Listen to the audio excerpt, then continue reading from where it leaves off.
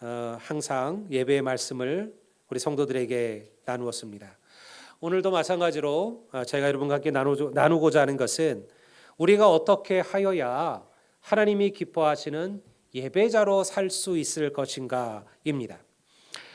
매년 첫 주를 그리고 그 외에도 몇 주를 예배에 대한 말씀을 나누지만 그럼에도 여전히 우리에게 부족한 것은 온전한 예배자로 살아가는 삶입니다. 교회에 주어진 가장 중요한 사명은 예배입니다. 성도의 다른 이름은요, 예배자입니다. 만물을 창조하시고 오늘도 우리의 삶을 주관하시고 역사하시는 그 하나님께서 받으셔야 될 마땅한 영광과 찬송이 곧 예배입니다. 하나님은 오늘도 예배하는 자들을 찾고 계심을 믿으시기를 바랍니다. 2026년 우리 교회의 표어는 믿음의 삶을 나누는 교회입니다. 믿음의 삶을 나누는 교회가 되는 그 첫걸음이 무엇이냐?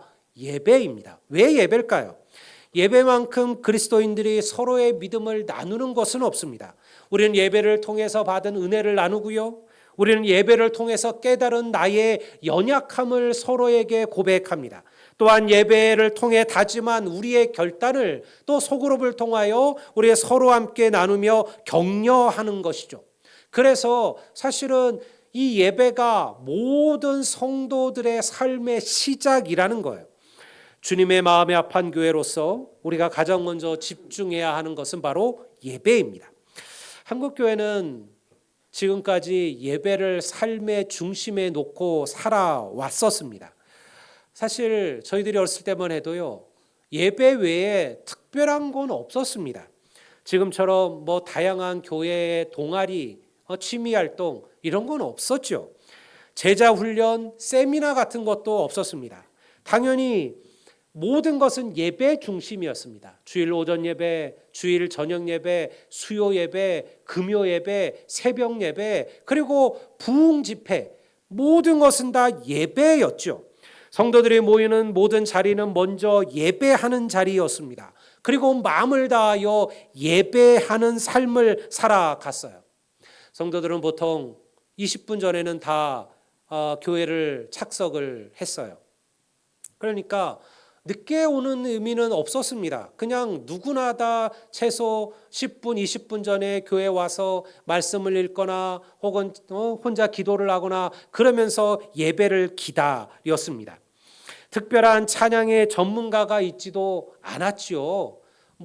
누가 앞서 나서 찬양팀을 세워서 찬양하지 않았습니다. 그냥 어떤 집사님이 장로님이 나와서 성도들과 함께 찬송가를 가지고 함께 부르곤 했습니다. 그것이 예배를 드리는 성도들의 준비였습니다. 설교는 짧아도 40-50분이었습니다. 저는 설교가 긴 편은 아니에요. 아주 짧은 편도 아니지만요. 근데 예전의 설교에 비하면 지금의 설교는 짧아요. 예전에는 보통 예배 자체가 10시였습니다. 지금 우리는 11시 예배 드리잖아요. 어린 시절 제 기억 속의 예배는 항상 10시 예배였습니다. 그래서 보통 11시 반에서 12시 사이에 예배가 마치곤 했죠. 왜냐하면 설교가 길었기 때문에 그러합니다. 작은 물질이지만 집에서부터 준비해온 성금을 정성스럽게 하나님께 드렸습니다. 어머님들은 몇 끼 식사를 준비하며 기도하며 성미를 띄었죠. 그리고 그거를 성미 주머니에 일주일을 모아서 그리고 그 성미를 주일이면 와서 성미함에 붓곤 했습니다. 그 성미는요, 의미 없는 일이 아니었습니다. 한 끼를 먹을 때마다 이 모든 것이 하나님의 은혜고 하나님께서 내게 일용할 양식을 주셨음을 감사하며 그 성미에 참여했습니다. 가을 수확을 거둔 이들은요, 항상 그 천년매를 하나님께 드렸죠. 이 모든 것이 예배였습니다. 예배만큼 우리로 하나님을 만나게 하는 자리가 없기 때문에 그러합니다. 왜 그럴까요? 여러분, 하나님의 눈과 하나님의 귀가 그리고 하나님의 마음이 이 교회 위에 머물러 있음을 믿으시기를 주의 이름으로 축원합니다. 하나님은 예배를 통해서 우리를 만나 주신다라는 거예요. 다윗 왕의 아들 솔로몬은요, 예루살렘 성전을 지어 하나님께 바쳤습니다. 그가 성전을 건축한 이유가 무엇이었을까요? 그저 폼나고 아름다운 성전을 건축해서 자기의 이름을 높이는 게 목적이었을까요? 솔로몬은 하나님께서 그가 지은 성전에 머물러 계시기를 구합니다. 다시 말해 하나님 우리와 함께 해달라는 거예요. 주님, 우리가 이곳에 하나님의 성전을 짓겠사오니, 당신의 집을 짓겠사오니 주님 이곳에 우리와 함께 머물러 주시면 안 되겠습니까? 이 간절한 마음이 솔로몬의 성전이었어요. 오늘 본문은 예루살렘 성전을 건축한 후에 솔로몬에게 나타나 말씀하셨던 하나님의 이야기를 말씀을 기록하고 있습니다. 이 구절이 의미 있는 것은 무엇이냐면 이 짧은 말씀 속에 하나님께서 진정으로 기뻐하는 예배자들, 우리의 예배가 어떠해야 하는지가 기록되어져 있기 때문에 그러합니다. 먼저 14절 말씀을 한번 우리 다 같이 한번 보겠습니다. 14절을 제가 읽겠습니다. 내 이름으로 일컫는 내 백성이 그들의 악한 길에서 떠나 스스로 낮추고 기도하여 내 얼굴을 찾으면 내가 하늘에서 듣고 그들의 죄를 사하고 그들의 땅을 고칠지라. 하나님께서 기뻐하는 예배가 무엇이냐? 여러분, 그 첫 번째는요, 우리가 악한 길에서 떠나는 겁니다. 그 두 번째는요, 자신을 낮추어 하나님의 얼굴을 구하는 거예요. 이것이 예배입니다. 그래서 예배는요, 감정이 아니라 의지입니다. 진정한 회개는 나의 죄악됨을, 나의 잘못을 통회하는 것으로 끝나서는 안 된다라는 거예요. 회개는 반드시 삶의 변화를 우리에게 요구합니다. 우리가 하나님의 말씀을 듣고 마음에 찔렸다 한들 그것이 내 삶의 변화로 나타나지 않는다면 그것은 진정한 회개일 수 없다라는 것이죠. 그리고 변화되지 않는 이의 예배는요, 하나님의 기쁨이 될 수가 없다라는 겁니다. 만약 내가 지금 걸어가고 있는 길이 하나님의 영광을 가리고 이것이 성도가 걸어야 길이 아니라면 담대하게 그 길을 벗어나야 한다라는 것이에요.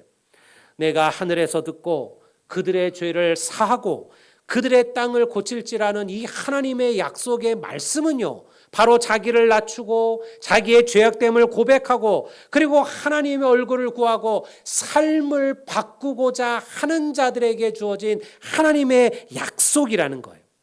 성도 여러분, 예배를 예배답게 만드시기를 주의 이름으로 축원합니다. 겸허한 마음과 낮은 심령으로 하나님의 긍휼과 자비 앞으로 나아가셔야만 합니다. 그러한 예배가 될 때 하나님께서 우리의 예배를 기뻐 받으실 줄로 믿습니다. 오늘 우리의 예배가 사실은 이러한 영적인 감동을 잃어버린 이유가 무엇일까요? 오늘날 예배, 사실은 많은 성도들은 은혜를 경험하지 못한다라고 얘기를 합니다. 다는 아니에요. 보면 성도들 가운데도 예배 시간이 은혜가 되고 감동이 되고 감격이 되는 성도들이 있어요. 그러나 그렇지 못한 이들도 많이 있습니다. 왜 우리의 예배가 이런 영적인 감동을 잃어버렸을까요? 우리가 하나님 앞에 나올 때 낮아지는 자가 아니라 높아진 자로 나오기 때문에 그러합니다. 세상이 원하고 바라는 길은 자신을 높이는 길이죠. 남보다 높이 올라가고 남보다 부자가 되고 남보다 힘센 자가 되는 것이 세상이 걸어가는 길입니다. 그런데 그 길은 하나님 보시기에 악한 길이에요.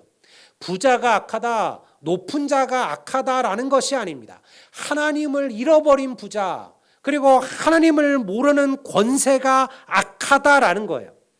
하나님을 모르는 세상은요, 양보하고 희생하고 용서하고 이해하는 것을 이해하지 못합니다.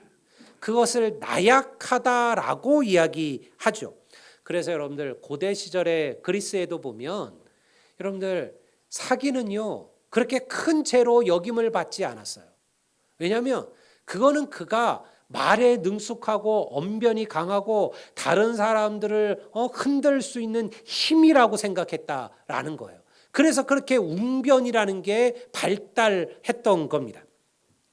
그런데 그거는요 하나님의 백성의 방법이 아니에요. 여전히 교회 안에 분란들이 일어날 때가 있죠. 왜 그럴까요? 그건 우리가 낮아지지 않기 때문입니다. 절대 나의 생각을 굽히지 않는 이들이 있습니다. 내 말 외에, 그리고 나의 생각 외에는 절대 다른 이들의 말에 귀를 기울이지 않는 이들이 있죠. 내 생각만이, 나의 판단만이 절대적으로 옳다라고 생각하고 있다면 여러분, 이미 우리는 높은 자리에, 교만한 자리에 서 있는 것입니다. 우리의 예배를 하나님께서 받으시기를 원하신다면 여러분, 무엇보다도 하나님 앞에 겸허하고 낮은 심정으로 그렇게 주님 앞에 나아가시기를 바랍니다. 여러분, 그때 하나님께서 그 예배를 통해서 우리 가운데 역사하실 줄을 믿습니다. 여러분, 왜 우리가 이 진정한 예배자가 되는 게 중요할까요? 여러분, 이것이 하나님을 기쁘시게 하는 일이기 때문에 그러합니다. 15절을 보면 이렇게 기록되어져 있습니다. 이제 이곳에서 하는 기도에 내가 눈을 들고 귀를 기울일 것이다. 16절도 제가 볼까요? 이는 내가 이미 이 성전을 택하고 거룩하게 하여 내 이름을 여기에 영원히 있게 함이라. 내 눈과 내 마음이 항상 여기에 있으리라.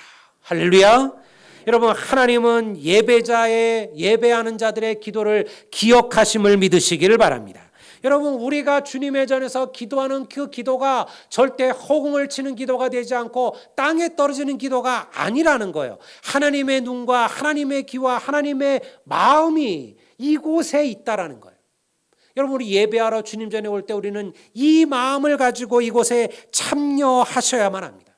오늘 여러분들은 주님과 함께하는 자리에 오신 겁니다. 하나님께 기도해도 응답이 없는 것 같은가요? 찾아도 주님께서 멀리 계신 것처럼 느껴지시나요? 우리가 진정한 예배자가 된다면 우리의 기도가 응답되는 것을 우리 모두가 보게 될 줄로 믿습니다. 여러분, 지난 한 해 여러분들은 어떻게 예배하셨습니까? 이곳에서 하는 성도들의 기도를 하나님께서 눈을 들어보시고 귀를 열어 듣고 계신다라고 성경은 기록합니다. 물론 그 예배가 여기에서만은 말하는 게 아니에요. 여러분, 우리는 건물의 교회뿐만 아니라 사실은 우리의 삶의 교회도 가지고 있습니다. 하나님께서 말씀하시를 진정한 성전은요, 건물이 아니라 예수를 주로 고백하는 성도들의 무리라고 했습니다. 동시에 주의 성령 하나님을 모시고 살아가는 우리가 곧 하나님의 살아있는 성전이라고 얘기했죠. 그러니 우리가 하는 기도가 어디서 하는 기도이든 우리가 진정한 마음으로 하나님 앞에 나아가면 하나님께서는 그 기도를 들으신다라는 거예요. 그런데요, 많은 이들은요, 사실은 자꾸 이거를 구분하는 거예요. 이제는 교회에서 하는 기도가 무슨 의미가 있을까? 여러분, 우리가 교회에서 기도하지 않는다면 과연 세상에서 기도할까요? 내가 교회에서도 기도하지 않는데 세상에서는 기도하는 삶을 살까요? 예배에도, 기도의 자리에도 참여하지 않는데 여러분, 세상에서 나의 즐거움을 이루는 시간에, 나의 직장의 시간에, 내가 살아가는 삶의 수많은 시간들 동안 하나님을 기억하게 될까요? 이 둘은 나눠지지가 않습니다. 성도 여러분, 하나님께 드리는 예배를 소홀히 여기시면 안 됩니다. 진정한 예배 없이 축복은 없어요. 오늘날 많은 성도들은 예배를 너무 가볍게 생각합니다. 예배를 드리지 못하는 것에 대해서 마음이 무겁고 불편하셔야만 합니다. 드리지 못할 때가 있죠. 여러분들 아파요. 병원에 갔어요. 혹은 직장에서 어쩔 수 없이 여러분들 무엇인가를 빠질 수 없는 그런 일들이 왜 없을까요? 분명히 있을 겁니다. 여러분, 그럼에도 불구하고 우리는 그때마다 마음의 불편함을 경험하셔야 돼요. 그리고 그 시간을 사모하시고 갈망하셔야만 합니다. 여러분, 예배를 드리기 위해 때로는 손해를 감수하셔야만 합니다. 내가 예배를 드리기 위하여 내가 몇 시간을 더 일해야 한다면 여러분, 그것은 기꺼이 기쁨으로 일해야만 합니다. 여러분, 그것이 예배하는 자들의 마음입니다. 날이 좋아서 빠지고 날이 굳어서 빠지면 안 돼요. 기분 따라 예배하시면 안 됩니다. 신기하게, 이상하게 주일 오전이나 금요일, 토요일 날 밤이 되면 부부싸움하는 부부들이 있어요. 멀쩡히 한 주 재밌게 잘 살다가 이상하게 토요일날 저녁이나 일요일날 주일날 아침이 되면 별것 아닌 것으로 사소하게 시작한 게 부부싸움이 돼버리곤 합니다. 그러면 분명히 한쪽에서 대부분 에이씨 오늘 교회 안 가 이러고 안 나오고는 해요. 저는 그런 부부들 사실은 많이 봤어요. 왜 그런 기분으로 내가 예배할 기분이 아니야 라고 생각하는 거죠. 내가 이런 기분으로 뭔 예배를 하겠어 라고 생각할 겁니다. 여러분 그건 기분 따라 드리는 예배입니다. 예배는요 우리의 기분 따라 드리는 것이 아니에요. 만약 우리가 그렇게 부부싸움을 하고 우리의 기분이 상하였다면 여러분 그때야말로 우리가 하나님 앞에 나아가야 할 때라는 거예요. 예배하며 기도하며 하나님께서 내 가정을 나를 붙들어 주시기를 하나님께 구하고 간구하셔야만 하죠. 그것이 바로 예배를 드리는 예배자의 모습입니다. 특별히 여러분 올 한 해 교회의 일을 맡은 직분자들, 사역자들, 여러분들 그들은 먼저 예배 본을 보이셔야만 합니다. 왜냐하면 하나님의 눈과 하나님의 귀가 여러분들을 보고 계심을 믿으시기를 바랍니다. 하나님은요 이스라엘 백성들이 자신을 낮추고 겸비하게 기도하면 반드시 내가 너희의 기도를 들을 것이고 응답할 것이라고 약속하셨어요. 여러분 이것이 왜 중요할까요?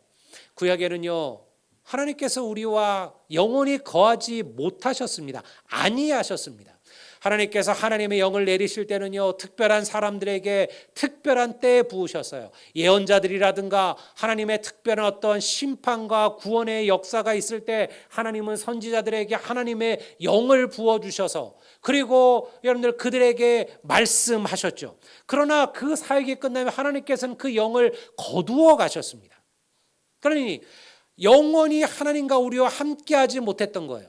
그런데요 여러분 2000년 전 하나님께서는 예수 그리스도를 이 땅에 보내셨습니다. 그리고 그리스도를 통해 우리를 구원하셨습니다. 그리고 성령을 우리에게 부어주셨습니다. 이제 더 이상 하나님은 건물에 임하는 것이 아니에요. 여러분 오늘 우리가 곧 하나님의 성전임을 믿으시기를 주의 이름으로 축원합니다. 고린도서 3장 16절을 제가 한번 볼까요? 너희는 너희가 하나님의 성전인 것과 하나님의 성령이 너희 안에 계시는 것을 알지 못하느냐? 너희가 하나님의 성전인 것과 하나님의 성령이 너희 안에 계시는 것을 너희가 알지 못하느냐? 그 화려하고 찬란했던 솔로몬의 성전은 불태워지고 사라졌습니다. 지금은 그저 돌무더기만 남아 있습니다. 하지만 영원히 허물어지지 아니하는 새로운 성전이 세워졌습니다. 하나님은 우리를 당신의 성전 삼아 주셨음을 믿으시기를 바랍니다. 오늘 우리 안에 주님께서 함께 하시는 거예요. 그는 여러분 진짜 중요한 것은요 나를 하나님의 성전답게 만드는 일입니다. 왜 성도가 덕스러운 말, 왜 성도가 거룩한 말을 써야 할까요? 여러분 우리가 하나님의 성전이기 때문에 그러합니다. 하나님의 영이 우리 안에 거한다면 여러분 우리의 말도 우리의 생각도 우리의 행실도 거룩하여야 하기 때문에 그러합니다. 여러분 건물이 지저분하다고 우리 선한 열매교회가 지저분해 주는 거 아니에요. 교회도 깨끗하고 깔끔하면 좋죠. 여러분 그렇다고 해서 여러분 교회가 지저분하다고 우리가 하나님의 교회가 지저분한 건가요?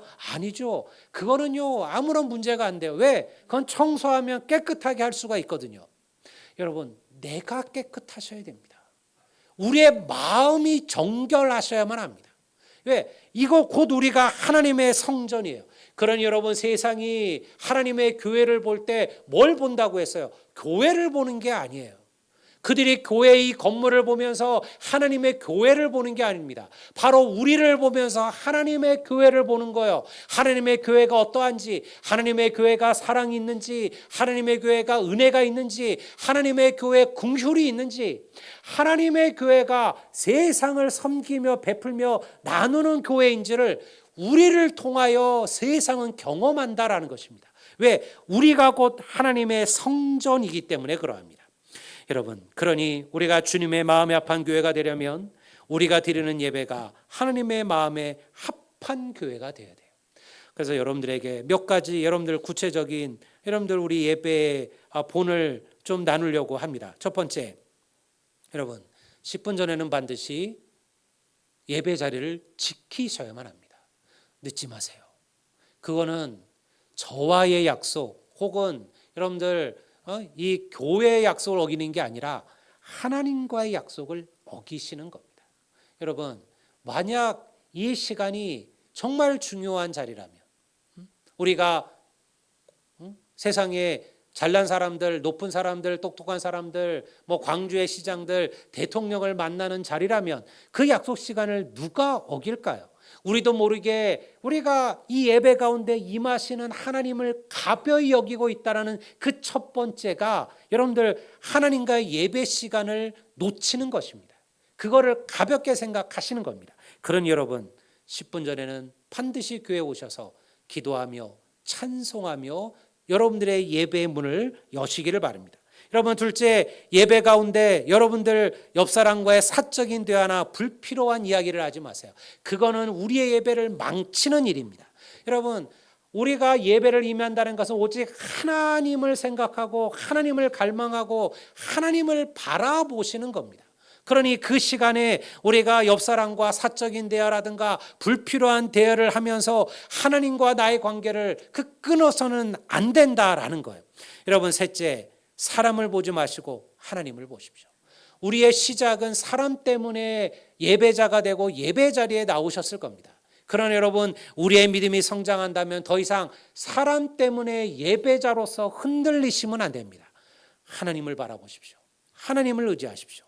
그리고 마지막으로 여러분, 앞자리를 사모하시기를 주의 이름으로 축원합니다. 여기 비었잖아요. 여기도 비었잖아요. 왜 그 복잡한 데 그 뒤에들 다 앉아 계셔요? 앞으로 나오세요. 그것이 마음이에요. 여러분, 만약 내가 사랑하는 남자의 사랑하는 여자의 부모님들을 만나러 갈 때 막 하고 가는 사람들은 없을 겁니다. 첫 상견례 자리에 대충 슬리퍼 끌고 여러분들 추리링 입고 머리는 떡진 채로 그렇게 나갈 사람들이 세상에 있을까요? 여러분, 우리가 세상의 사람들을 만나러 갈 때도 우리가 그렇게 하지 않거늘 우리가 하나님 앞에 나올 때 여러분, 우리의 형식은요, 우리의 중심을 담는 그릇과도 같습니다. 저는 형식이 본질이라고 말하는 게 아닙니다. 여러분, 그 형식을 통하여 우리의 마음이 보여지기 때문에 그렇습니다. 그러니 정갈한 마음과 정갈한 몸으로 하나님 앞에 서십시오. 그리고 가장 앞자리를 사모하십시오. 하나님께서 여기 계신다는 의미는 아니겠죠. 그러나 여러분, 우리가 다른 것에 방해받지 아니하고 오직 하나님께 집중하고 오직 하나님을 찬양하고 오직 하나님의 말씀에 귀를 기울이기 위하여 우리가 앞자리를 사모하는 것, 이것이 예배하는 자들의 마음이에요. 성도 여러분, 예배가 첫 번째입니다. 마음을 다하고 힘을 다하고 뜻을 다하는 예배자가 될 때 하나님 우리에게 놀라운 축복을 허락해 주실 줄을 믿습니다. 2026년 우리 선한열매교회가 참으로 온전한 예배자로 하나님의 마음에 합한 교회가 되시기를 주의 이름으로 축원합니다.